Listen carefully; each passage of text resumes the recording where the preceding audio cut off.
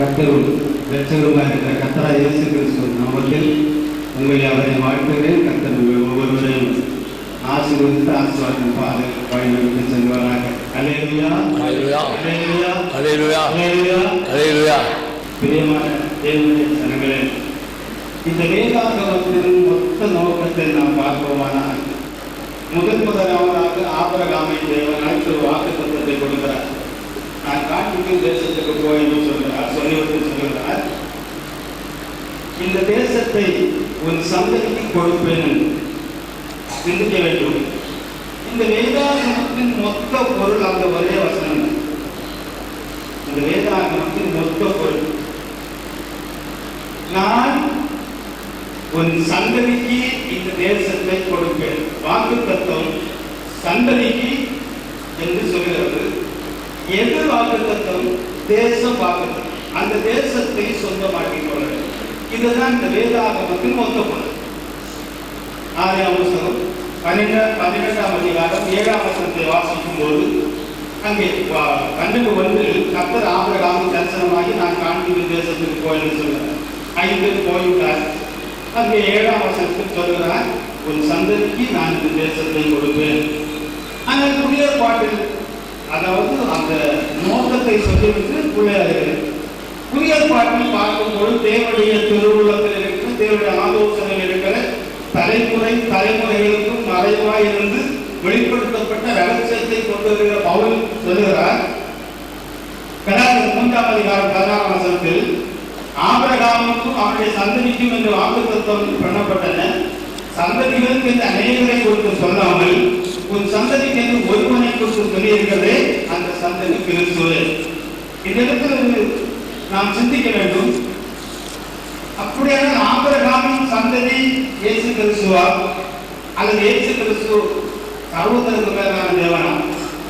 ஒரு சிந்தனை, ஒரு கேள்விக்குறி உங்களுடைய உணர்வுகள் இருக்கிறது. அதே போல கலாத்தியர் 4ஆம் அதிகாரம் 28ஆம் வசனத்தில் நாமே அந்த ஈசாக் வாக்குத்தத்த சந்ததி என்று எழுதியிருக்கிறது. அப்படியானால் இந்த வேதாகமம் கொடுக்கப்பட்ட நோக்கம் எல்லாரும் கிறிஸ்து இயேசுவை அல்லது ஆபிரகாமின் சந்ததியாக, ஆபிரகாமின் குமாரனான தாவீதின் குமாரனாகிய இயேசு கிறிஸ்துவின் அந்த இயேசு கிறிஸ்துடைய பிள்ளையாய் மாறி அவருடைய ராஜ்யத்தை சொந்தமாக்க வேண்டும் என்பதுதான் இந்த வேதாகமத்தின் நோக்கம். அல்லேலூயா, அல்லேலூயா. அதில் யார் யார் இந்த ராஜ்யத்துக்குள் பிரவேசிப்பார்கள், யார் இந்த வாக்குத்தத்த சந்ததிகளாக வந்தார்கள், யார் வராமல் இருக்கிறார்கள் என்றுள்ள காரியத்தை மத்தியானத்துக்கு மேல நாம் பார்க்க போகிறோம். இப்பொழுது சில சந்தேக கேள்விகள் எல்லாத்திற்கும் விடை வரத்தக்கதாக தெய்வத்துவத்தின் ஆழங்களை பார்க்க போகிறோம். அதற்கு ஆதாரமாக வாசியுங்கள். எபிரேயர் 1ஆம் அதிகாரம் 1ஆம் வசனம். எபிரேயர் 1:1 பூர்வ காலங்களில் பங்கு பங்காகவும் வகை வகையாகவும் தீர்க்கதரிசிகளின் மூலமாய் பிதாக்களுக்கு திருவுளம் பற்றின தேவன் இந்த கடைசி நாட்களில் குமாரன் மூலமாய் நமக்கு திருவுளம் பற்றினார். இங்கு நாம் சிந்திக்க வேண்டும். இந்த இடத்தில் மிக ஆழமாக சிந்திக்க வேண்டிய ஒரு காரியம் இருக்கிறது. பூர்வ காலங்களில் பங்கு பங்காகவும் வகை வகையாகவும் தீர்க்கதரிசிகள் மூலமாகவும் திருவுளம் பெற்ற தேவன் தான் இங்கே குமாரன் மூலம் வெளிப்பட்டார். 2ஆம் தேவன் அல்ல. அங்கே யார் வெளிப்பட்டாரோ அதே தேவன் தான் குமாரன் மூலமாக இங்கே வெளிப்பட்டார். அங்கே பங்கு பங்காக யார் வெளிப்பட்டாரோ அவர்தான் தீர்க்கதரிசிகள் மூலம் வெளிப்பட்டார். அங்கே வகை வகையாக யார் வெளிப்பட்டாரோ அவர்தான் இங்கே குமாரன் மூலமாக வெளிப்பட்டார். அப்படியானால் குமாரன் 2ஆம் நபரா என்ற கேள்வி அங்கே வருகிறது. என குமாரன் மூலமாக இவைகளுக்கு விடை நாம் பார்க்க போகிறோம். அல்லேலூயா, அல்லேலூயா, அல்லேலூயா. இங்கே எல்லாம் அதே போல வெளிப்படுத்தல் 1:8 அங்கே என்ன சொல்கிறது? இருந்தவர், இருக்கிறவர், வருகிறவர். யார் இருந்தாரோ அவர்தான் இப்பொழுது இருக்கிறார், அவர்தான் வர போகிறார். எபிரேயர் 13:8 சொல்லுகிறது, இயேசு கிறிஸ்து நேற்றும் இன்றும் என்றும் மாறாதவர். அப்படியானால் நேற்றும் இன்றும் என்றும் மாறாதவர், இருந்தவர் இருக்கிறவர் வருகிறவர். அவரை குறித்தான் பார்க்க போகிறோம். பிரியமானவர்களே ஜனங்களே, இங்கே நாம் முதலாவது தெரிந்திருக்க வேண்டியது, எல்லாரும் இடதுகிற ஒரு காரியம், இடம் தேவனுடைய தெய்வீக தன்மை என்ன, தெய்வத்துவத்தில் தேவனுடைய தெய்வீக தன்மை என்ன என்பதை அறியாதிருக்கிறோம். அதனால்தான் அநேக இடம் உள்ளார்கள். இயேசப்பா சொன்னால் தேவன் ஆவியா இருக்கிறார். இப்பொழுது தேவன் எப்படி இருக்கிறாரோ இதுதான் தேவனுடைய அந்த நித்திய தன்மை. தேவனுடைய ஸ்தானத்தில் தேவனை ஒருபோது பார்க்க முடியாது. அவருடைய தன்மை என்பது வாசிங்கள் எரேமியா தீர்க்கதரிசியின் புத்தகம் 23ஆம் அதிகாரம் 23, 24 அதில் அவர் சொல்லுகிறார், நான் சமீபத்திற்கு மாத்திரமா தேவன், தூரத்திற்கும் தேவன் அல்ல. அப்படியானால் இந்த இந்தியாவுக்கும் அமெரிக்காவுக்கும் ஆப்பிரிக்காவுக்கும் லண்டனுக்கும் எல்லா இடத்திற்கும் அவர் தான் தேவன். நான் சமீபத்திற்கு, கர்த்தர் சொல்கிறார், நான் சமீபத்திற்கு மாத்திரமா தேவன், தூரத்திற்கும் தேவன் அல்லவா? என்னுடைய கண்களுக்கு மறைவாக யார் எங்கே ஒழித்திருக்கக்கூடும்?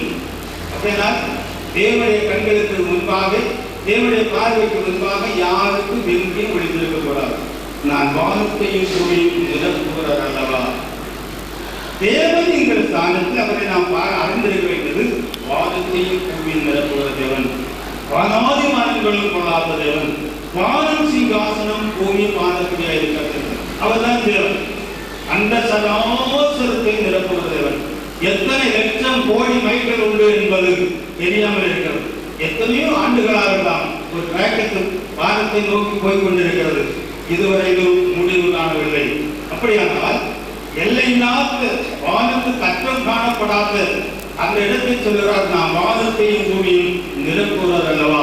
அவர்தான் தேவன். அந்த தேவன் தம்மை தாழ்த்துகிறார், தம்மை வெளிப்படுத்துகிறார்.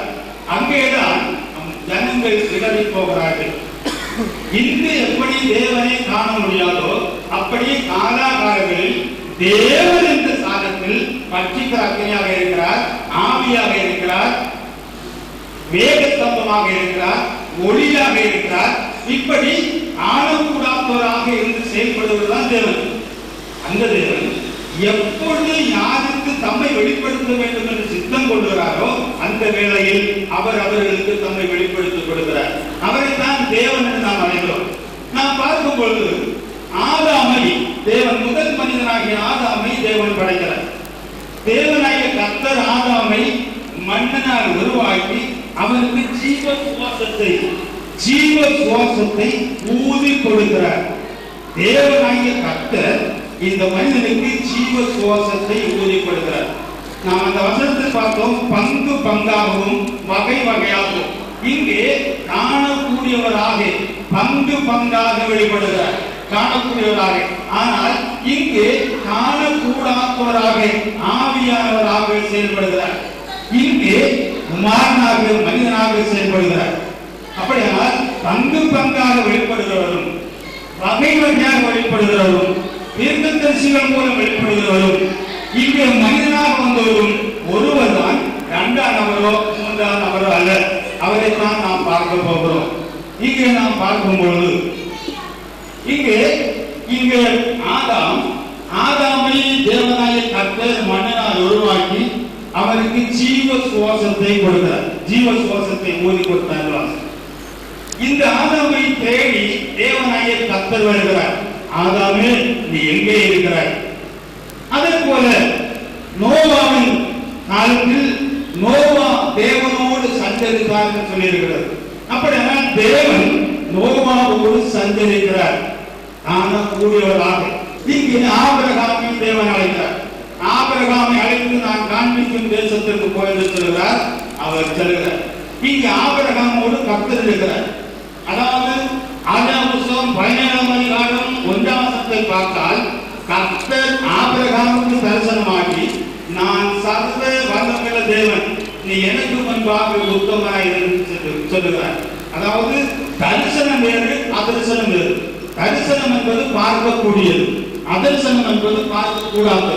கர்த்தர் ஆபிரகாமுக்கு தரிசனமாகி நான் சர்வ வல்லமையுள்ள தேவன் என்று சொன்னார். அப்படின்னா கர்த்தராக இந்த ஆபிரகாம் வெளிப்பட்டவர் தான் தேவன். பார்த்தோம், பங்கு பங்காக வகை வகையாக தீர்க்கதரிசிகள் மூலமாக வெளிப்பட்ட தேவன் தான். இங்கே இந்த ஆதாமுக்கு யார் வெளிப்பட்டாரோ, இந்த நோவாவுக்கு யார் வெளிப்பட்டாரோ, இந்த ஆபிரகாமுக்கு யார் வெளிப்பட்டாரோ அவர்தான் இந்த சபைக்கு வெளிப்பட்டார், இந்த தீர்க்கதரிசிகள் வெளிப்பட்டார். இங்கே குமாரன் மூலமாக நமக்கு திருவுளம் பற்றினார். இதை நாம் புரிந்து கொள்ள வேண்டும். இங்கே ஈசாக் ஆபிரகாமை அழைத்து நான் காண்பித்து பேசுவதற்கு போய் என்று சொல்கிறார். எல்லா காரியங்களும் நமக்கு தெரியும். கட்டளைகளை கொடுக்கிறார், அவர் போகிறார். பின்பு ஈசாக்கை அழைக்கிறார். ஈசாக்கை இவர்கள் எல்லாம் கர்த்தருக்கு பலி செலுத்துகிறார்கள், கர்த்தருக்கு ஆராதனை செய்கிறார்கள், கர்த்தருடைய நாமத்தை தொழுது கொள்கிறார்கள். கர்த்தருக்கு நாமம் உண்டு, தேவனுக்கு நாமம் உண்டு, தேவனுக்கு நாமம் இல்லை என்று சொல்கிற ஏதாவது எழுதுகிறார்கள். கர்த்தருக்கு நாமம் இல்லாவிட்டால் கர்த்தருடைய நாமத்தை தொழுது கொள்ள முடியாது, தேவனுக்கு நாமம் இல்லாவிட்டால் தேவனுடைய நாமத்தை தொழுது கொள்ள முடியாது. இவர்கள் எல்லாம் கர்த்தருடைய நாமத்தை தேவனுடைய நாமத்தை தொழுது கொள்கிறார்கள். யாக்கோபை அழைக்கிறார், யாக்கோபுக்கு வாக்குத்தத்தம் கொடுக்கிறார். ஆதாம் புத்தகம் 28ஆம் அதிகாரத்தில் யாக்கோபு அங்கே படுத்து கிடக்கிறார். அப்பொழுது கர்த்தர் ஏனேன் மேல் நின்று தரிசனமாகி நான் இந்த தேசத்தை உனக்கு கொடுப்பேன் என்று சொல்கிறார். சந்ததியை குறித்து சொல்கிறார். இவர் பதானாராமல் வந்தபொழுது நாம் புதிய ஏற்பாட்டில் பார்க்கிறோம், தேவனை ஒருவரும் கண்டதில்லை, கண்டு தேவனில்லை. ஆனால் இந்த யாக்கோபு பதானாராமல் வருகிறார். வரும்பொழுது இந்த யாக்கோபுக்கு தேவன் தான் தரிசனமாகிறார். ஆதாம் புத்தகம் 35ஆம் அதிகாரம் 9ஆம் வசனம். யாக்கோபு பதான் அராமில் இருந்து வந்த பின்பு தேவன் அவனுக்கு மறுபடியும் தரிசனமாகி, சிந்திக்க வேண்டும், தேவன் அவனுக்கு மறுபடியும் தரிசனமாகி. அப்படினால் யாக்கோபுக்கு தரிசனமானது யாரு? தேவன். யாராலும் மறுதளிக்க முடியாது. தேவன் அவனுக்கு தரிசனமாகி நான் சர்வ வல்லமையுள்ள தேவன், இனி உன் பேர் யாக்கோபு அல்ல இஸ்ரவேல் எனப்படும் என்று சொல்லிவிட்டு 13ஆம் வசனத்தை வாசிங்கள். அதே அதிகாரம் 13. தேவன் அவனோடு பேசின ஸ்தலத்திலிருந்து அவனை விட்டு எழுந்தருளி போனார். தேவன் இந்த யாக்கோபோடு பேசின ஸ்தலத்தை விட்டு எழுந்தருளி போகிறார். அப்படியானால் தேவன் பேசுகிறார், தேவன் போகிறார். யாரும் இதை மறுதளிக்க முடியாது. அதை நாம் புரிந்து கொள்ள வேண்டும். இங்கே அதே போல மோசேக்கு தேவன் தம்மை வெளிப்படுத்துகிறார். மோசே, அதாவது அந்த எபிரேய புத்தகம் 3ஆம் அதிகாரத்தை பார்க்கும் பொழுது இந்த மோசே ஆடு மேய்க்கும்படி செல்கிறார். 3ஆம் அதிகாரம் 2ஆம் வசனத்தில் முள் செடி பற்றி எரிகிறது. இந்த முள் செடி பற்றி எரியும் போது இந்த முள் செடி பற்றி எரிகிறது என்ன என்று பார்ப்பதற்காக இந்த மோசே பக்கத்தில் போகிறார். அதை கர்த்தர் கண்டார். அப்பொழுது தேவன் மோசேயை நோக்கி என்று வாசிக்கிறோம். அங்கே கர்த்தருடைய தூதனானவர் ஒரு முட்செடியின் நடுவில் இருந்து உண்டான அக்கினி ஜுவாலையிலே நின்று அவனுக்கு தரிசனமானார். அப்பொழுது அவன் உற்று பார்த்தான். முட்செடி அக்கினியால் ஜுவாலித்து எரிந்தும் அது வெந்து போகாமல் இருந்தது. அப்பொழுது மோசே, இந்த முட்செடி வெந்து போகாதிருக்கிறது என்ன? நான் கிட்ட போய் இந்த அற்புத காட்சியை பார்ப்பேன் என்றான். அவன் பார்க்கும்படி கிட்ட வருகிறதை கர்த்தர் கண்டார். சிந்திக்க வேண்டும். இங்கே 2ஆம் வசனத்தில் கர்த்தருடைய தூதனானவர் தரிசனமாகிறார். ஆனால் 4ஆம் வசனத்தில் மோசே பார்க்கிறார். அங்கே அக்கினி பற்றி எரிகிறது, முள் செடி பற்றி எரிகிறது. அது அந்த முள் செடி வேகாமல் இருக்கிறது. இது என்ன?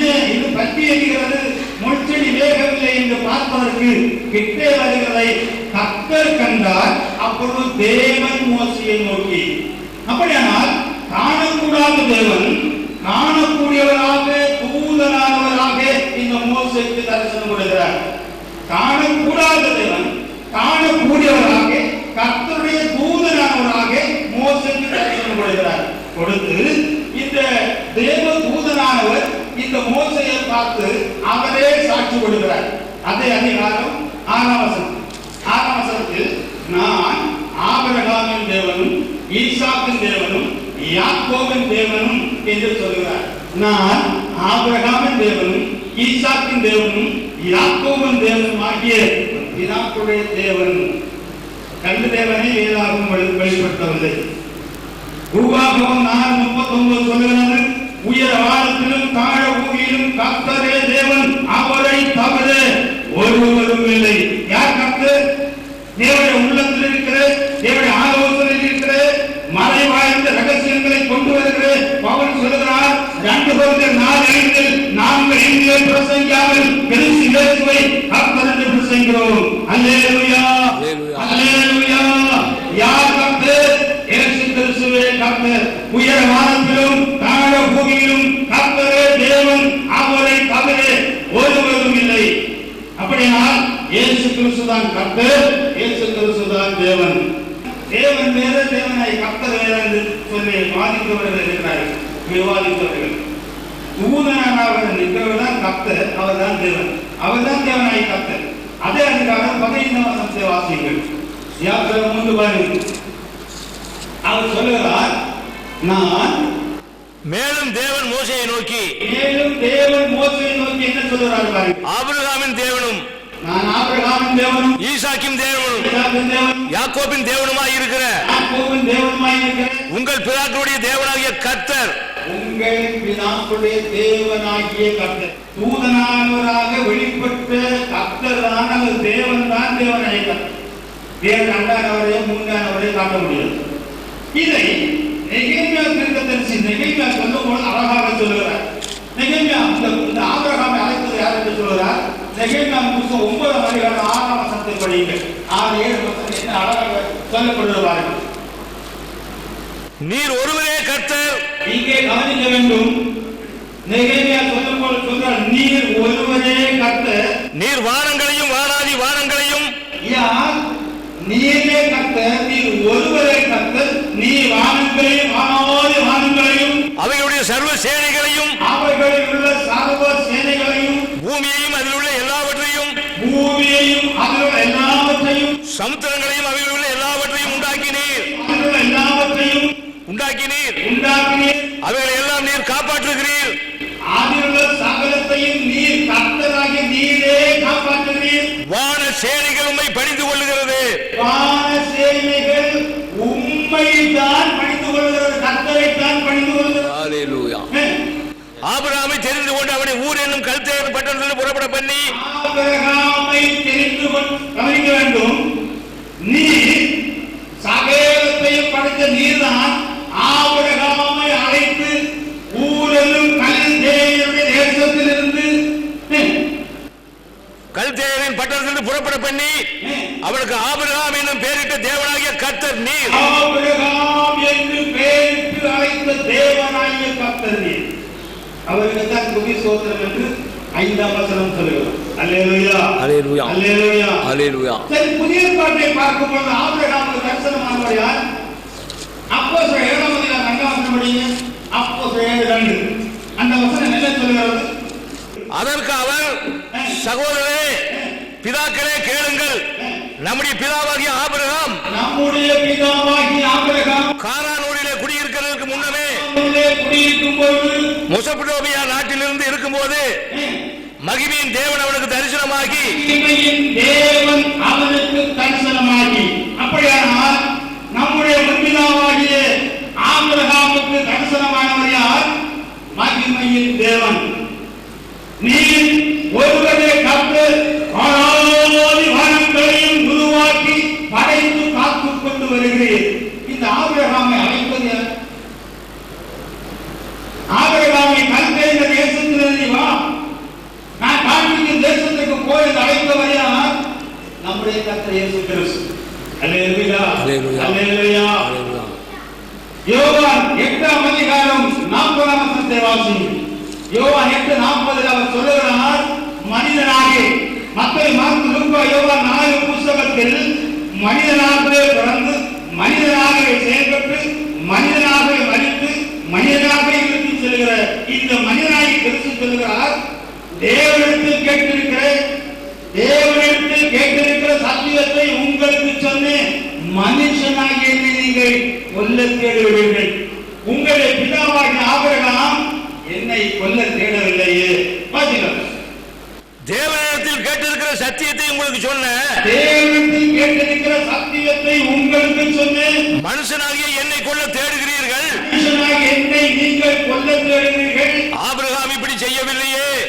ஆபிரகாம் இப்படி என்னை கொல்ல தேடவில்லையே.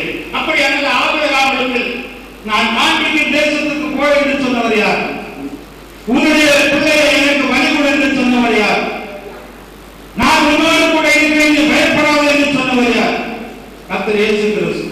அவர் பிதாவா அல்லது தேவனா அல்லது குமாரன் தானா? ஒவ்வொருவரும் சிந்திக்கும் நேரமாக காலமாக.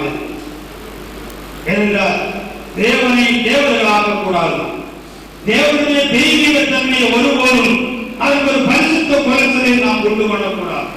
அங்கே தேவன் என்று சொல்லியிருக்கிறது, ஆனால் இங்கே குமாரனாக நாம் அடைகிறோம். அதே அதிகாரத்தில் 56 முதல் 52 படிங்க. யோவான் 8:56 முதல் 58 இங்கே வாக்குவாதம் நடக்கிறது. அப்பொழுது உங்களுடைய பிதாவாகிய ஆபிரகாம் என்னுடைய நாளை காண ஆசையா இருந்தான், கண்டான், கழி கூர்ந்தான். இந்த இடத்துல ஒரு கேள்விக்குரிய உங்கள் மத்தியில் வைக்கிறேன். உங்கள் பிதாவாகிய ஆபிரகாம் என்னுடைய நாளை காண ஆசையா இருந்தான், கண்டான், கழி கூர்ந்தான். அவர்கள் கேட்கிறார்கள், என்னையா இப்படிப்பட்ட ஒரு அப்பட்டமான பொய்யை சொல்லுகிறீர்கள், உமக்கு இன்னும் 50 வயது கூட ஆகவில்லையே. ஆயிரக்கணக்கான வருடங்களுக்கு முன்பிருந்த எங்கள் பிதாவாகிய ஆபிரகாமை கண்டீரோ? அதற்கு சொல்லுகிறார், ஆபிரகாம் உண்டாவதற்கு முன்னமே நான் இருக்கிறேன். அதுவா ஆபிரகாமை உண்டாக்கியதே நான் தான் என்று சொல்லுவார். அன்பு தேவனுடைய பிள்ளைகளே, இவரை நாம் குமாரனாக அல்ல, மாம்சத்தில் வெளிப்பட்ட தேவன் என்பதை நாம் அறிந்து கொள்ள வேண்டும். இந்த இடத்துல காரியம், இந்த ஆபிரகாமுக்கு ஒருவர் தரிசனமாக ஆதியாகமம் 17:1 கர்த்தர் ஆபிரகாமுக்கு தரிசனமாகி, ஆதியாகமம் 18:1 கர்த்தர் மம்ரேயில் ஆபிரகாம் தரிசனமாகிறார். ஆதியாகமம் 18:33 கர்த்தர் ஆபிரகாமோடு பேசிவிட்டு, ஆதியாகமம் 18:33 படி கடைசி கர்த்தர் ஆபிரகாமோடு பேசி முடிந்த பின்பு போய்விட்டார். இந்த கர்த்தர் ஆபிரகாமோடு பேசி விட்டு போய்விட்டார். அப்படியானால் ஒருவர் ஆபிரகாமோடு பேசுகிறார், பேசி முடிந்து எழுந்து போகிறார். இப்பொழுது அன்னை மரியாதை வயிற்று வழியாக வந்தவர் சொல்லுகிறார், ஆபிரகாம் என்னை தான் கண்டார். அன்பு தேவனுடைய பிள்ளைகளே, ரூபமானவர் அங்கே நித்திய ரூபம் உள்ளவர் ஒருவர் இருந்தால் அன்னை மரியாதை வயிற்று எப்படி வந்தார்? என்னுடைய கேள்வி, எல்லாருடைய சிந்தைக்காக ஒரு கேள்வி இருக்கிறேன். அங்கே ஆபிரகாமுக்கு ரூபம் உள்ளவராக, மோசேக்கு ரூபம் உள்ளவராக காட்சியற்ற தேவன் அன்னை மரியாதை வயிற்றில் எப்படி இருந்தார்? நாம் சிந்திக்க வேண்டும். ரூபமுடையவராகவும் ஆவியானவராகவும் செயல்படுபவர் ஒருவர், அவர் கர்த்தராகிய இயேசு கிறிஸ்து என்பதை நாம் உணர்ந்து கொள்ள வேண்டும். அல்லேலூயா, அல்லேலூயா. அதனால்தான் வந்து சொன்னார், என்னை கண்டவன் பிதாவை கண்டார், நானும் பிதாவை இரண்டாக அல்ல ஒன்றாக இருக்கிறோம் என்று சொன்னார். நாம் வாசித்தோம், யாத்திரை 3ஆம் அதிகாரத்தில் கர்த்தர் அவர் தேவனுடைய தூதனானவர் மோசேக்கு தரிசனமாகிறார். மோசே கிட்ட வருகிறதை கர்த்தர் கண்டார். அப்பொழுது தேவன், நான் ஆபிரகாமின் தேவனும் ஈசாக்கின் தேவனும் யாக்கோபின் தேவனும் என்று யார் சொல்றது? முள்செடியின் மேல் தரிசனமாகிறவர், காணக்கூடியவராக இருக்கிறவர். அதே நேரத்தில் இந்த மோசேயை பார்த்து என்ன சொல்கிறார்? 4ஆம் அதிகாரம் 10 அப்பொழுது மோசே கர்த்தரை நோக்கி, ஆண்டவரே, இதற்கு முன்னாக அப்படியானால் கர்த்தரும் ஆண்டவரும் தேவனும் 3 ஆள் 2 ஆள் இல்ல 1 ஆள். என்ன சொல்றார் வாசிங்க. அப்பொழுது மோசே கர்த்தரை நோக்கி, ஆண்டவரே, இதற்கு முன்னாவது தேவரீர் உமது அடியாரோடு பேசினதற்கு பின்னாவது நான் வாக்கு வல்லவன் அல்ல, நான் திக்குவாயும் மந்தனாவும் உள்ளவன் என்றான். அப்பொழுது கர்த்தர் இப்படி சொன்ன உடனே கர்த்தர் என்ன சொல்றார் பாருங்க. அவனை நோக்கி, மனுஷனுக்கு வாயை உண்டாக்கினவர் யார்? கர்த்தர் என்ன சொல்றார் பாருங்க, மனுஷனுக்கு வாயை உண்டாக்கினவர் யார்? யார் சொல்கிறது? அக்கினியின் நடுவில் தரிசனமாகி அழைத்து நீ எகிப்துக்கு போ என்று சொன்னவர் என்ன சொல்றார் பாருங்க. ஊமையனையும் செவிடனையும் பார்வையுள்ளவனையும், பார்வை இல்லாதவனையும் குருடனையும் உண்டாக்கினவர் யார்? கர்த்தராகிய நான் அல்லவா? கர்த்தராகிய நான் அல்லவா? இங்க வச்சுட்டு வாருங்க. இங்க வச்சுட்டு பாருங்க 2 வருது 4 5 படிங்க. இங்க வரணும் 2 வருது 4 5. நாங்கள் எங்களையே பிரசங்கியாமல் ஊழியக்காரனாகிய பவுல் சொல்கிறார், நாங்கள் எங்களை பிரசங்கியாமல் கிறிஸ்து இயேசுவை கர்த்தர் என்றும் பிரசங்கிக்கிறோம். அப்படியான கிறிஸ்து இயேசுவாங்க இனி வாசித்து பாருங்க. ஆதலால் நீ போ, நான் உன் வாயோடு இருந்து நீ கவனத்துக்குரியது. இந்த கவனத்துக்குரியது முள்செடியில் தூதனானவராக மோசே அழைக்கிறவர்கள் சொல்லுகிறார், நீ போ, நான் உன் வாயோட இருந்து நீ பேச வேண்டியதை உனக்கு போதிப்பேன் என்றார். ஒரு கேள்வி இருக்கிறேன். பொழுது இந்த முள்செடியில் தூதனானவராக மோசே அழைத்தவரும் மோசையின் வாயோடு பரிசுத்த ஆவியானவராக இருந்து நான் பேசுவேன் என்று சொன்னவரும் 2 நபரா இல்ல 1 நபரா? அப்படியே ஆவியானவரும் தூக்குவாரும் 2 ஒண்ணா? ஒரு கேள்விக்கு நாம் மத்தனிலே கொள்ளும் இருக்கட்டும். நான் உன் வாயோடு இருந்து பேசுவேன், நீ போ என்று சொல்கிறார். மோசையோடு கூட கர்த்தர் இருக்கிறார், தேவன் இருக்கிறார். பிரியமான தேவனே,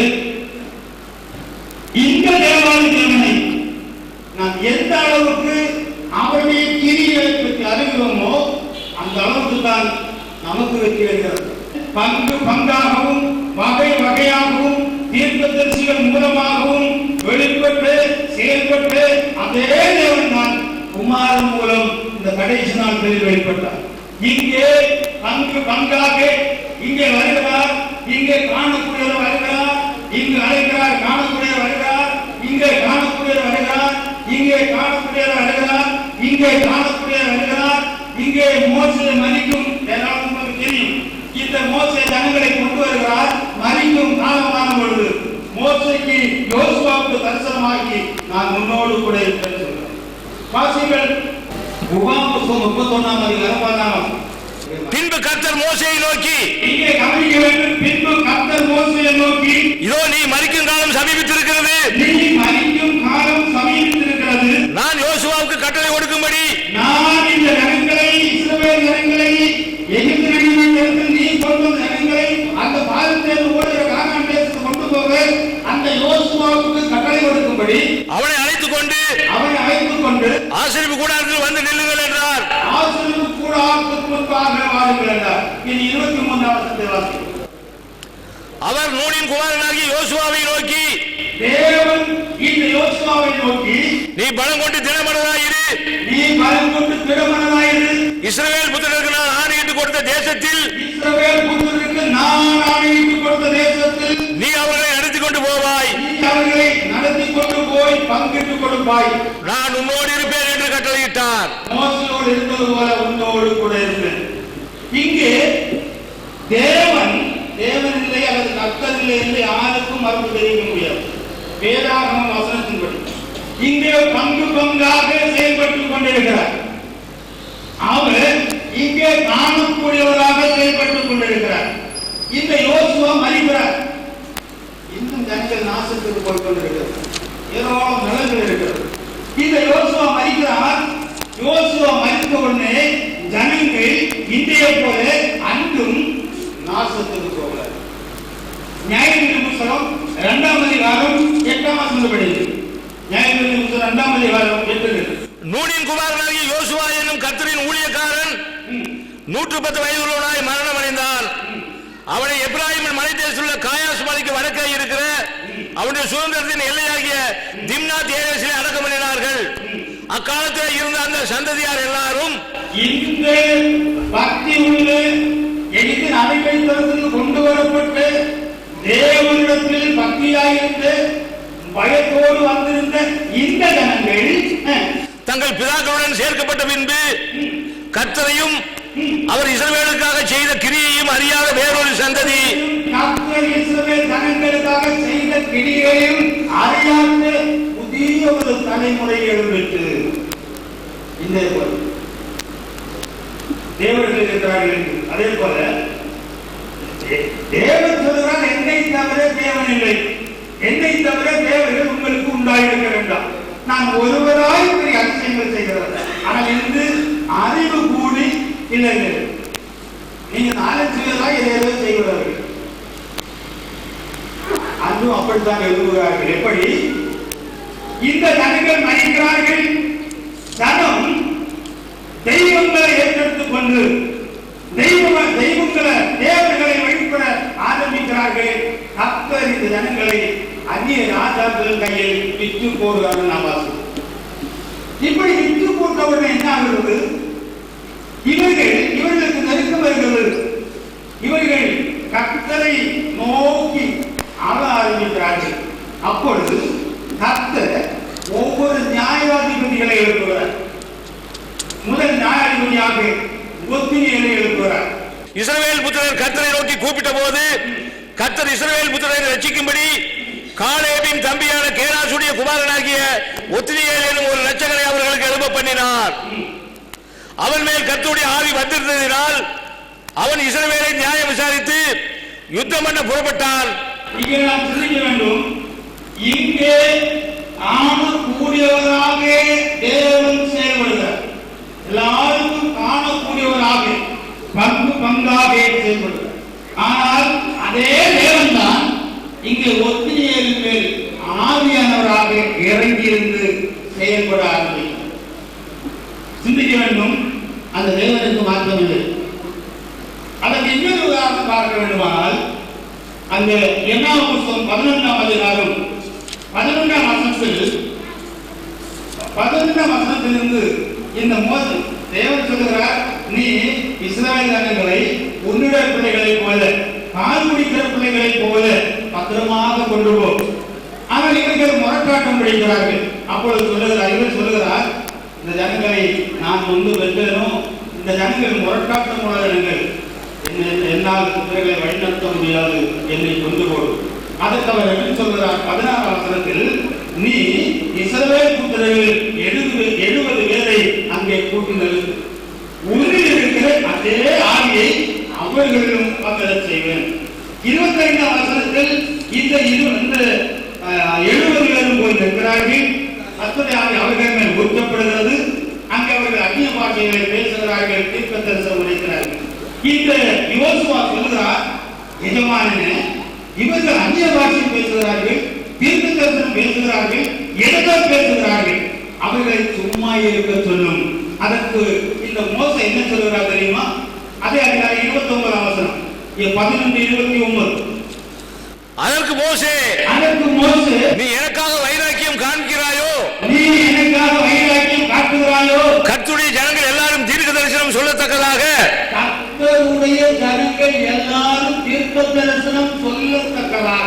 கர்த்தர் தம்முடைய ஆவியை அவர்கள் மேல் இறங்க பண்ணினால் நலமாயிருக்குமே என்றார். அப்படியானால் இங்கே காணக்கூடியவராக செயல்பட்ட அதே தேவன் தான், இங்கே மோசேக்கு தரிசனம் கொடுத்த அதே தேவன் தான், மோசேக்கு உள்ளிருந்து கிரியை செய்கிற அதே தேவன் தான். உன்னை போல நீ 70 பேரை கூட்டினருக்கு உன்னில் இருக்கிற அதே ஆவியை நான் அவர்களிலும் அவர்களில் எல்லாருமாக ஜனங்களை வழிநடத்துவார். உனக்கு பாரம் குறைவு. அந்த தேவன் தான் இங்கே ஒத்தினியேலுக்குள் இருக்கிறார். கர்த்தருடைய ஆவியானவர் ஒத்தினியேல் மேல் இருக்கிறார். அங்கே யுத்தம் செய்கிறார். இஸ்ரவேல் ஜனங்களுக்கு மீட்புண்டாகிறார். பின்பு பார்க்கும்போது கிதியோனை தேவன் தெரிந்து கொள்கிறார். கர்த்தருடைய ஆவி கிதியோனின் மேல் இருக்கிறது. கிதியோன் கர்த்தருடைய ஆவியினால் ஜனங்களை வழிநடத்துகிறார். மனோவாவை கர்த்தர் சந்திக்கிறார். அங்கே சிம்சோன் மேல் கர்த்தருடைய ஆவி இறங்குகிறது. இது எல்லாருக்கும் தெரியும். அதே போல் 10ஆம் வசனத்தில் தேவனுடைய ஆவி இந்த சவுலின் மேல் இறங்குகிறது. அவர் தேவனுடைய ஆவியினால் நடத்தப்படுகிறார். ராஜாவாக முதல் ராஜாவாக மாறும். பின்பு பார்க்கும்போது இந்த சவுல் கர்த்தருடைய வார்த்தையின்படி நடக்காததனால் இந்த ராஜ்யபாரம் மாற்றப்படுகிறது. பின்பு இந்த தாவீதுக்கு ராஜ்யபாரம் வருகிறது. அங்கேதான் விஷயமே கிடக்கிறது. அதுக்கு தான் அத்தனை பேரும் அங்கேதான் இறங்கி போகிறார். இங்கே நாம் பார்க்கும் பொழுது இங்கே சீயோன் என்றும் கர்த்தருடைய சிங்காசனத்தில் தாவீது என்றும் எழுதப்பட்டிருக்கிறது. இந்த சீயோன் கோட்டையை தாவீது பிடித்தார். அதாவது சபையிலிருந்து இந்த ராஜ்யபாரம் அல்லது ஆளுகை யாருக்கு வருகிறார்? இந்த தாவீதுக்கு. தாவீதை கர்த்தர் அபிஷேகிக்கிறார். அந்த 1 சாமுவேல் 16ஆம் அதிகாரம் 13ஆம் வசனத்தில் சாமுவேல் இந்த தாவீதை அபிஷேகிக்கிறார். கர்த்தருடைய ஆவியானவர் அவர் மேல் வந்து அமர்கிறார். ஒருவர் ஆளுகையை பெறுகிறார். இந்த நாம் இங்கே அறிந்து கொள்ள வேண்டியது, இந்த தாவீது சீயோன் கோட்டையை பிடிக்கிறார். 2 அதிகாரத்தில் சீயோன் கோட்டையை பிடிக்கிறார். இந்த தாவீது அந்த கோட்டையிலே அவருக்கென்று ஒரு ராஜ்யத்தை ஏற்படுத்துகிறார். அங்கே கர்த்தருடைய சிங்காசனத்தில் தாவீது வீற்றிருக்கிறார். இந்த தாவீது செய்த யுத்தங்கள் யாருடைய யுத்தம்? கர்த்தருடைய யுத்தம். 1 சாமுவேல் 25:28 படிக்கிறோம். 1 சாமுவேல் 25:28. இந்த தாவீது செய்த யுத்தம் கர்த்தருடைய யுத்தம். உமது அடியாளின் பாதகத்தை மன்னியும். கர்த்தர் என் ஆண்டவனுக்கு நிலையான வீட்டை நிச்சயமாய் கட்டுவார். என் ஆண்டவன் கர்த்தருடைய யுத்தங்களை நடத்துகிறவராமே. என் ஆண்டவன் கர்த்தருடைய யுத்தத்தை செய்கிறவராமே. அப்படியானால் இந்த தாவீது கர்த்தருடைய யுத்தத்தை செய்கிறார். தாவீது நாளுக்கு நாள் விருத்தி அடைந்தால் தேவனாய் கர்த்தர் அவரோடு கூட இருந்தார். வாசிக்கிறோம். இந்த தாவீது சிங்காசனம் யாருடைய சிங்காசனம்? 1 நாளாகமம் 29ஆம் அதிகாரம் 22-23 படிக்கிறோம். அப்படியே சாலமோன் தன் தகப்பனாகிய தாவீதின் ஸ்தானத்திலே கர்த்தருடைய சிங்காசனத்தில் ராஜாவாய் வீற்றிருந்து கர்த்தருடைய சிங்காசனத்திலே இந்த தாவீது ராஜாவாக இருக்கிறார். அதே சிங்காசனத்தில் சாலமோன் ராஜாவாக வருகிறார். அந்த ஆளை எடுக்கிறார். எல்லாரும் இந்த சாலமோனுக்கு பயப்பட்டு இருக்கிறார்கள். அப்போ நாம் சிந்திக்க வேண்டியது, தாவீது இந்த சிங்காசனம் கர்த்தருடைய சிங்காசனம். இந்த சாலமோன் இருக்கிற சிங்காசனம் கர்த்தருடைய சிங்காசனம். இந்த தாவீதுக்கு கர்த்தர் வாக்குத்தத்தம் கொடுக்கிறார். என்னாலும் உன் சந்ததி ஆளுகை உண்டாகும். 2 சாமுவேல் புத்தகம் 7ஆம் அதிகாரம் 12 முதல். அதே போல 2 நாளாகவும் 7ஆம் அதிகாரத்திலும் அது சொல்லப்படுகிறது. இது முடிவில்லாத சொல்லப்பட்டது. இதே போல 2 நாளாகவும் புத்தகம் 2 சாமுவேல் புத்தகம் 23ஆம் அதிகாரத்தில் கர்த்தருடைய ஆவியினால் இவர் சொல்லுகிறார், இயேசு கிறிஸ்து வந்து ஆளுகை எடுப்பார். நாம் சிந்திக்கிறோம். இந்த ஆளுகைக்கு முடிவில்லாது என்று சொல்லப்பட்டிருக்கு. இதன்படி இந்த ஆளுகை இந்த சாலமோன் விக்கிரகாராதனை செய்ய ஆரம்பிக்கிறார். இந்த சாலமோனுடைய ஆளுகை யாருக்கு வருகிறது என்றால் சாலமோனுடைய மகனுக்கு ரெகோபோவாமுக்கு வருகிறது. இந்த வேறான வசனங்களில் என்ன வசன ஆதாரங்கள்? இந்த ஆளுகை மாறி மாறி மாறி மாறி மாறி மாறி வந்து இப்படி கடைசியாக சிதேக்கியா ராஜாவாக அந்த காலத்தில் 36ஆம் அதிகாரம் இந்த ஆளுகை யாருக்கு மாறுகிறது? நேபுகாத் நேச்சரிடத்தில் மாறுகிறது. நேபுகாத் நேச்சரிடத்தில் என்று மேதிற்கு வருகிறது, கிரேக்கத்துக்கு வருகிறது. ரோமனுடைய ஆளுகை காலத்தில் அவர் என்றைக்கு வந்து ஆளுகை வசனங்கள் சொல்கிறது. அதன்படி யூதருக்கு ராஜாவாக பிறந்து அவர் ஆளுகை. இங்கே நாம் இன்னொரு காரியத்தை சிந்திக்க வேண்டும். இந்த 10 கோத்திரம் தர்களும், அதாவது இங்கே அந்த நியாயங்களுடைய காலத்தை கொடுத்திருக்கிறது. இதெல்லாம் நியாயங்களுடைய காலம் என்பது ராஜாக்கள் காலம். இங்கே இந்த 12 கோத்திரமும் நிறைந்திருக்கிறதான் அந்த கானான் தேசம். அதிலிருந்து 10 கோத்திரம் சமாரியாவை தலைസ്ഥാனமாக்கி கன்றுக்குட்டி ஆராதனை செய்கிறார்கள். இன்றைய போல நான் ஆரம்பித்து போகிறது. இந்த 2 கோத்திரம் மட்டும் யூதேய என்ற பெயரில் கர்த்தருடைய நாமத்திற்காக கட்டப்பட்ட ஆலயத்தில் கர்த்தரை தொழுது வருகிறார். காரணம் என்ன? இந்த சாலமோன் அந்நிய பெண்களை நீ விவாகம் பண்ணாமல் என்று சொல்லியிருக்கிறார். 2 தரம் தரிசனமாகி கர்த்தர் இந்த சாலமோனோடு பேசி 1 நாளாவது புத்தகம் 11ஆம் அதிகாரம் சொல்லப்பட்டது. 2 முறை தரிசனமாகி எச்சரித்தும் கேட்கவில்லை. அது நிமித்தம் 11ஆம் அதிகாரத்தில் தீர்க்கதரிசி போய் சாவியை மீறி 10 கோத்திரம் உனக்கு கொடுக்கப்பட்டது என்று சொல்லி எரேமியாவுக்கு கொடுக்கப்பட்டது. இவன் நினைச்சான் 12ஆம் அதிகாரம் 1ஆம் புத்தகம் 12ஆம் அதிகாரம் 28 பார்த்தீர்களானால் இவன் இந்த எரேமியா 2 கண்டுக்குட்டியை உண்டு பண்ணினான். ஒன்றை தானிலும் ஒன்றை பெற்றென வைத்தான். இந்த ஜனங்கள் இந்த கண்டுக்குட்டி நேற்று வரையிலும் தேவனுடைய நாமத்திற்காக கட்டப்பட்ட தேவாலயத்தில் போய் யெகோவா தேவனை என்று தொழுது வந்தவர்கள் இன்று கண்டுக்குட்டியை பார்த்து யெகோவா தேவனே கண்டுக்குட்டியை பார்த்து தொழுகிறார்கள். எத்தனை பேர்? 12 பேரில் 10 பேர். இந்த 12 பேரில் 10 பேரும் தொழ ஆரம்பித்த உடனே அங்கே வார்த்தை வருகிறது. 13ஆம் அதிகாரம் 13ஆம் அதிகாரத்தில் கர்த்தருடைய மனுஷன் போய் இன்று நடக்க ஒரு பாருங்க எங்க காணும் நினைக்கிறது. கர்த்தருடைய மனுஷன் போய் யூதேயன் கர்த்தருடைய மனுஷன் போய் பலிபீடமே இது கொட்டு அடையாளம். இங்கே பலியிடுகிற ஊழியக்காரர்களுடைய எலும்புகளை எல்லாம் யோசியா ராஜா வந்து தாவீதின் வம்சத்தில் யோசியா என்பவன் பிறந்து உங்கள் அஸ்திகளை எல்லாம் தோண்டி எடுத்து கொண்டு வந்து அவன் எரிப்பான். எலும்பு இருந்தா தானே போவீங்க, எலும்பை இல்லைன்னா எங்க போவீங்க? அப்படி செய்வான்னு சொல்ற. இந்த சம்பவம் இது 13ஆம் அதிகாரம் 13ஆம் அதிகாரத்தில் சொல்லப்படுகிறது.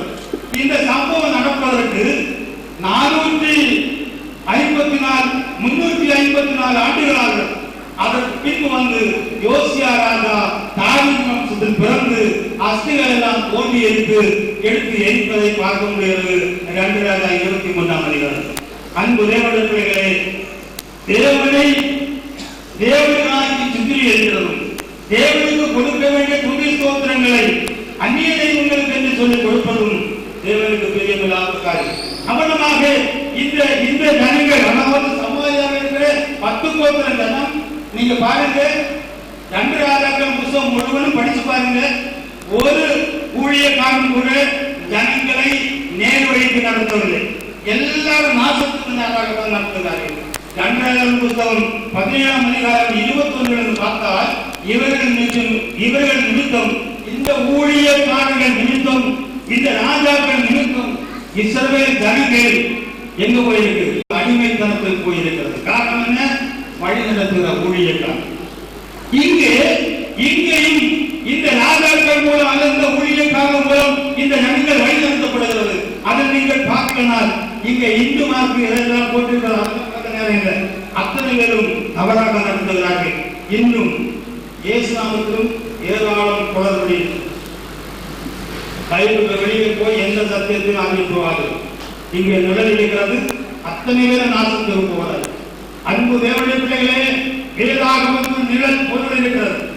இது நமக்கு எழுதி வைக்கப்பட்டதற்கு பார்த்து புரிந்து நேர்வழி எங்கே நிற்க வேண்டுமோ அங்கே நின்று எதை அறிய வேண்டுமோ அதை அறிந்து பூர்வ வழிகளை ஆராய்ந்து பார்த்து அந்த வழிக்காக செல்ல வேண்டும் என்று சொல்லிதான் எழுதி வைத்திருக்கிறது. அன்பு தேவனுடைய பிள்ளைகளே, இந்த ஜனங்கள் எல்லாம் நாசத்துக்கு போகிறார்கள். இங்கே அந்த தாவீதுக்கு தரிசனத்தை கொடுக்கிறபடி, தாவீதுக்கு அந்த வாக்குத்தத்தத்தை கொடுக்கிறபடி கர்த்தர் இந்த யூதா கோத்திரத்தில் வந்து பிறக்கிறார். அந்த தாவீதின் சந்ததியில் அவர் பிறக்கிறார். அவர் ஆளுகையை ஏற்றெடுக்கிறார். இந்த ஆளுகையை குறித்து வாசிகள் அவர்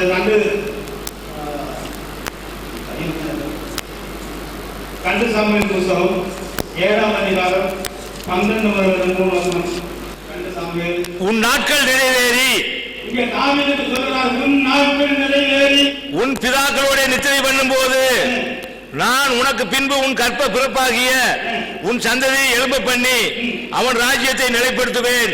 18ஆம் வசனத்தில் நினைக்கிறேன் அவர் சொல்லுகிறார், என்றைக்கோ நடக்க போகிற ஒரு காரியத்தை நீர் மனுஷர் முறைமையின்படி எனக்கு சொன்னீரே.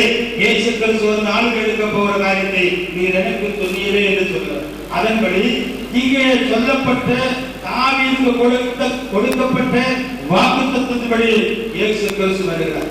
இதை குறித்து தான் அந்த தாவீது சொல்கிறார், இயேசு கிறிஸ்துவை குறித்து, இயேசு கிறிஸ்து ஆளுகளை குறித்து சங்கீதம் 110:1-2 வாசிங்க. சங்கீதம் 110:1-2. கர்த்தரின் ஆண்டவரை நோக்கி, இங்கே சொல்லுகிறார், கர்த்தரின் ஆண்டவரை நோக்கி, நான் உம்முடைய சத்துருக்களை உமக்கு பாதபடியாக்கி போடும் வரைக்கும், நான் உம்முடைய சத்துருக்களை பாதபடியாக்கி போடும் வரைக்கும் நீர் என்னுடைய வலது பாரசிலே உட்காரும் என்றார். நீர் என்னுடைய வலது பாரசில் உட்காரும் என்றார். எதுவரையும்? சத்துருக்களை பாதபடியாக்கி போடும் வரைக்கும். யாரிடத்தில் சொன்னார்? ஆண்டவரிடத்தில் சொன்னார். யார் ஆண்டவர்? இயேசுதான் ஆண்டவர். தோமா சொல்கிறார், ஆண்டவரே, என் தேவனே. மோசே இயேசுவை பார்த்து, அது கர்த்தரை பார்த்து, ஆண்டவரே, கர்த்தாவே, தேவரீர், நான் இதற்கு முன்னாவது வாய் பேச திறமை உள்ளவன் அல்ல என்று சொல்றார். அதே போல ஏசாயா 6:1 பார்க்கிறேன், ஆண்டவர் அங்கே ஆலயத்தில் இருக்கிறார், வஸ்திர தொங்கல் அங்கே வருகிறது, ஆண்டவரும் கர்த்தரும் ஒருவரும் அங்கே சொல்கிறார். அப்படி அவர்தான் மனிதனாக வருகிறார்.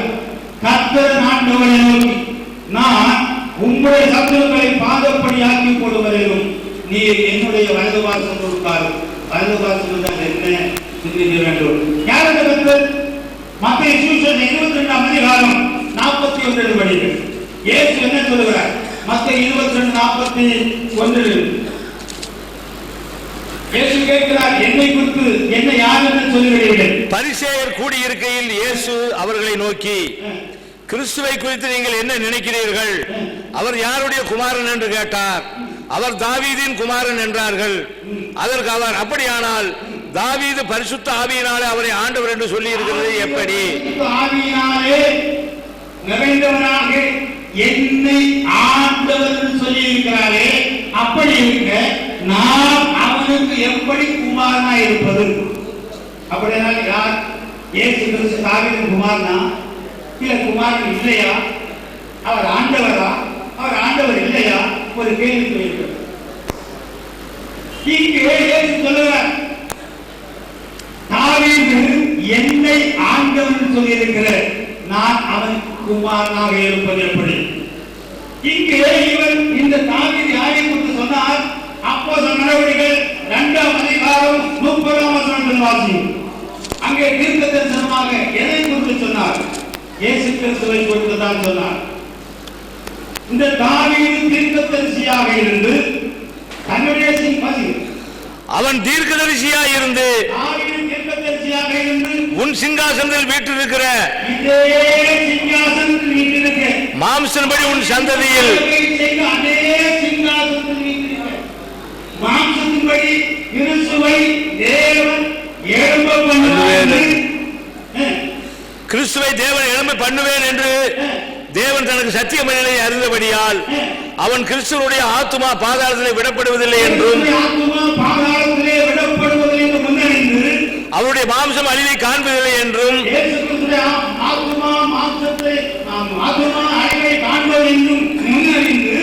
அவர் உயிர்த்தெழுதலை குறித்து இப்படி சொன்னார்.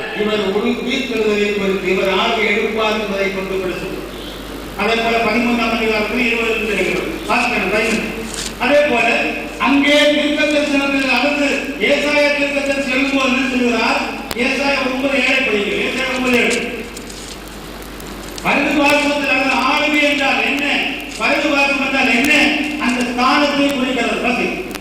ஏசாயா 9:7 தாவீதின் சிங்காசனத்தையும் 9:6 ஒரு பாலகன் பிறந்தார், இயேசு கிறிஸ்துவை குறித்து சொல்கிறது. 9:7 சொல்கிறது தாவீதின் சிங்காசனத்தையும் இந்த பாலகனாக பிறக்கிறவர் தாவீதின் சிங்காசனத்தையும் அவருடைய ராஜ்யத்தையும் அவர் திடப்படுத்தி இவருடைய ராஜ்யத்தையும் இந்த இயேசு கிறிஸ்து திடப்படுத்தி அதை இது முதல் கொண்டு என்றென்றைக்கும் நியாயத்தினாலும் எப்பொழுது பிறந்து அபிஷேகம் பண்ணப்பட்டு ஆளு எடுக்கிறார் அது முதல் கொண்டு நீதியினாலும் நிலைப்படுத்தும்படிக்கு அவருடைய கர்த்தர் தத்துவத்தின் பெருக்கத்திற்கும் அதன் சமாதானத்துக்கு முடிவில்லை. சேனைகளின் கர்த்தருடைய வைராக்கியம் இதை செய்யும். அல்லேலூயா. யூதருக்கு ராஜாவாக பிறந்திருக்கிறவர் எங்கே? மத்தேயு 2:2 யூதருக்கு ராஜாவாக பிறந்திருக்கிறவர் எங்கே? யூதருக்கு ராஜாவாக பிறந்திருக்கிறவர் எங்கே எங்கே பிறப்பார்? மீக 5:2 முதல் பெத்லகேம் என்னப்பட்ட எப்பிராத்தா என்னப்பட்ட பெத்லகேமில் யூதருக்கு ராஜாவாக பிறப்பார். இந்த பெத்லகேம் ஆயிரங்கள் சிறுதா இருந்தாலும் உன்னை ஆளப்போகிறவர் இங்கே தோன்றி என்னிடத்தில் வருவார். மரியாதையில் தோன்றி என்றென்றைக்கும் ஆளுகை செய்வார். அவருடைய ஆளுகைக்கு முடிவே இல்லை. லூக்கா 1:32 படிக்கிறேன். லூக்கா 1:32. அவர் பெரியவராக இருப்பார். இந்த இயேசு கிறிஸ்து பெரியவராக இருப்பார். உன்னதமானவருடைய குமாரன் எனப்படுவார். உன்னதமான தேவனுடைய குமாரன் எனப்படுவார். கர்த்தராகிய தேவன் அவருடைய பிதாவாகிய சிந்திக்கணும். கர்த்தராகிய தேவன் அவருடைய பிதாவாகிய தாவீதின் சிங்காசனத்தை அவருக்கு கொடுப்பார். அவருடைய பிதாவாகிய கர்த்தராகிய தேவன் அவருடைய பிதாவாகிய தாவீதின் சிங்காசனத்தை அவருக்கு கொடுப்பார். இப்போ இந்த இயேசு கிறிஸ்துவே இதுவரையிலும் இந்த செக்ஷனை நாம பார்த்தோமே, அவர் தாவீதின் வம்சத்தில் வருகிற தாவீதின் சந்ததியாக சொல்லுங்களா இல்ல தேவனா சொல்லுங்களா? ஆபிரகாமின் குமாரனான தாவீதின் குமாரனாகிய இயேசு கிறிஸ்து வம்சம் வந்தார். அப்படியானால் இந்த சிங்கம், அதாவது எங்களுக்கு ராஜா வேண்டும் என்று கேட்ட பொழுது ஆளுகை விடுகிறார். அவர் விட்டு ஆளுகையை எடுக்கிறார். என்றென்றைக்கும் ராஜாவாக ஆளுகை செய்கிறார். இதை நாம் புரிந்து கொள்ள வேண்டும். மனித பாசம் என்பது 2ஆம் 3ஆம் சாணத்தை காட்டுவதல்ல, அவர் விட்ட சாணத்தை எடுத்து ஆளுகை செய்கிறார். அல்லேலூயா, அல்லேலூயா, அல்லேலூயா. இங்கே அவர் என்றென்றைக்கும் ஆளை எடுத்து ராஜாவாக இருக்கிறார். ராஜாதானா? நீ ராஜாவை கேட்டபோது என்ன சொன்னார்? ஆம், நான் ராஜா தான். அப்போஸ்தலரை ராஜா என்று பிரசங்கம் பண்ணார்கள். அப்போஸ்தலர் 17 இவர்களை யாசோன் ஏற்றுக்கொண்டான். இவர்கள் எல்லாம் இயேசு என்னும் வேறொருவனை ராஜா என்று சொல்லி அப்போ அப்போஸ்தலர் இயேசுவை ராஜா என்று சொல்கிறார்கள். இயேசுவும் நான் ராஜா என்று சொல்கிறார். இயேசு சொல்லும் பொழுது, தன்னை குறித்து சொல்லும் பொழுது, நான் தாவீதின் சந்ததி என்று சொல்கிறார். வெளிப்பட்ட 22 அவர்கள் தாவீதின் சந்ததியாக நாம் அவரை அறிய வேண்டும். வெளிப்பட்ட 22 சபைகளில் இவைகளை உங்களுக்கு சாட்சியாக அறிவிக்கும்படிக்கு இயேசுவாகிய நான் என் தூதனை அனுப்பினேன். நான் தாவீதின் வேரும் சந்ததியும் பிரகாசமுள்ள விடிவெள்ளி நட்சத்திரவுமாய் இருக்கிறேன் என்றார். தாவீதின் சந்ததியாக இந்த இயேசு கிறிஸ்துவை நாம் அறிந்திருக்க வேண்டும். எதற்கு? இங்கிருந்து வழிநடத்தி வருகிற அந்த வழிமுறையின்படி இன்று நம்மை வழிநடத்துகிறார். இஸ்ரவேல் ஜனங்களை வழிநடத்தி வந்தவர் என்னை வழிநடத்துகிறார் என்று நாம் அறிய வேண்டும். பங்கு பங்காக, வகை வகையாக தீர்க்கதரிசிகள் மூலமாக செயல்பட்ட தேவன் தான் இங்கே குமாரன் மூலமாக திருவுளம் பெற்றார். தீர்க்கதரிசிகளுக்கு திருவுளம் பெற்றது யார்? தீர்க்கதரிசிகளுக்கு வெளிப்பட்டது யார்? ஒரே வசனத்தை வாசித்தோம். ஏராளம் இருக்குது, ஏராளம் இருக்கிற டைம் இல்லை. 1 புத்தகம் 1ஆம் அதிகாரம் 10-11 வசனம். உங்களுக்கு உண்டான கிருபையை குறித்து தீர்க்க தரிசனம் சொல்ல அவருக்கு வேண்டும். தீர்க்கதரிசிகள் இந்த ரட்சிப்பை குறித்து நிருபத்தை அவர்கள் எழுதும் போது இந்த இயேசு கிறிஸ்து நாமத்தில் ஞானஸ்நானம் கொடுத்து பேதுரு நிருபத்தை எழுதும் போது எழுதுகிறார், உங்களுக்கு உண்டாயிருக்கிற இந்த கிருபையை குறித்து தீர்க்க தரிசனம் சொன்ன ஏசாயா, எரேமியா, எசேக்கியேல், தானியேல், ஓசியா, யோவேல் போன்ற தீர்க்க தரிசனம் சொன்ன தீர்க்கதரிசிகள் இன்று கிடைத்திருக்கிற இந்த ரட்சிப்பை குறித்து அவர்கள் கருத்தாய் ஆராய்ந்து பரிசோதனை பண்ணார்கள். அப்பொழுது தங்களில் உள்ள கிறிஸ்துவின் ஆவியானவர், அப்படிதானே? அப்பொழுது ஏசாயா சொல்கிறார், எனக்குள் இருந்த கிறிஸ்துவின் ஆவியானவர். எரேமியா சொல்கிறார், எனக்குள் இருந்த கிறிஸ்துவின் ஆவியானவர். எசேக்கியேல் சொல்கிறார், எனக்குள் இருந்த கிறிஸ்துவின் ஆவியானவர். தானியேல் சொல்கிறார், எனக்குள் இருந்த கிறிஸ்துவின் ஆவியானவர். ஓசியா சொல்கிறார், எனக்குள் இருந்த கிறிஸ்துவின் ஆவியானவர். மல்கியா சொல்கிறார், எனக்குள் இருந்த கிறிஸ்துவின் ஆவியானவர். சகரியா சொல்கிறார், எனக்குள் இருந்த கிறிஸ்துவின் ஆவியானவர். உங்களுக்கு உண்டாயிருக்கிற இந்த கிருபையை கருத்தோல் ஆராய்ந்த பொழுது தங்களுக்குள்ள கிறிஸ்துவினாக கிறிஸ்து உண்டாக்கும் பாடுகளையும் அவைகளுக்கு பின்வரும் என்பைகளை வாசிங்க. உங்களுக்கு உண்டான கிருபையை குறித்து தீர்க்க தரிசனம் சொன்ன தீர்க்கதரிசிகள் இந்த ரட்சிப்பை குறித்து இன்று கிடைத்திருக்கிற இன்று சிலுவைக்கு பின்பு கிடைத்திருக்கிற இந்த ரட்சிப்பை குறித்து கருத்தாய் ஆராய்ந்து பரிசோதனை பண்ணினார்கள். கருத்தாய் ஆராய்ந்து பரிசோதனை பண்ணார்கள். தங்களில் உள்ள கிறிஸ்துவின் ஆவியானவர் அப்போது இவர்களுக்குள்ளிருந்து தீர்க்க தரிசனத்தை சொல்ல வைத்த எழுத வைத்த கிறிஸ்துவின் ஆவியானவர் கிறிஸ்துவுக்கு உண்டாகும் பாடுகளையும் அப்படியானால் ஆவியானவராக இவர்களுக்குள் இருந்து எழுத வைத்தவரும் சிலுவைக்கு வந்தவர் அண்ணாவரா?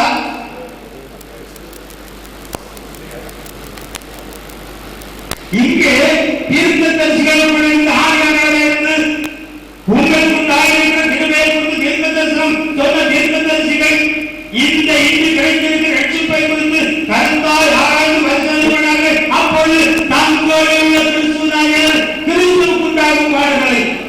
கிறிஸ்துவுக்குண்டாகும் பாடுகளையும் அவைகளுக்கு பின்வரும் மேன்மைகளையும் குறித்து ஆராய்ந்தார்கள். அப்படியானால் தீர்க்க தரிசனத்தில் பேசுறது யார்? இங்கே வந்தவர் யார்? இரண்டாம் நபர்கள் ஒன்றாம், மூன்றாம் நபர்கள் ஒன்றாம். அல்லேலூயா, அல்லேலூயா, அல்லேலூயா. இங்கே நாம் பார்க்கிறோம், பங்கு பங்காகவும் வகை வகையாகவும் தீர்க்கதரிசிகள் மூலமாகவும் வெளிப்பட்ட தேவன்தான் குமாரன் மூலமாக திருவுளம் பெற்றார். குமாரன் இயேசு கிறிஸ்து தன்னை ஊழியத்தை நிறைவேற்றி போய்விட்டார். மத்திய மார்க்கு லூக்கா யோவான் 4 புத்தகத்தில் மனிதனாக இருந்து முடித்து போய்விட்டார். இவர் போகும்போது சொன்னார், சத்திய ஆவியாகிய தேற்றவாளன் வந்து உங்களுக்கு சகல சத்தியத்தை வெளிப்படுத்துவார். அந்த தேற்றவாளன் என்ன சொல்லுகிறார்? வந்து தேவன் மாம்சத்திலே வெளிப்பட்டார். இவரே என்னைக்கு சொல்லிப்பட்ட சர்வத்திற்கு புரிஞ்சு நாங்கள் எங்களே பிரசங்காமல் கிறிஸ்துவை கர்த்தர் பேசுகிறோம். கர்த்தரே ஆவியானவர் புரிஞ்சு. நீங்கள் மகிமை கர்த்தரை சிலுவையில் அறிவீர்கள். புரிஞ்சு போச்சு. ஆகவேதான் மகிமை தேவனை அங்கே கண்டார். புரிஞ்சு போச்சு. நான் உலகத்தில் முடிவுகள் சகல நாட்களில் உங்களோடு கூட இருப்பேன். இருந்தவர் தான் இருக்கிறது. இருக்கிறவரை வரப்போம். வேற யாரையும் காட்டும். தெய்வத்துவத்தின் இடம் என்று சொல்லுக்கு இடமே இல்லை. கேள்வி என்று சொல்லுக்கு இடமே இல்லை.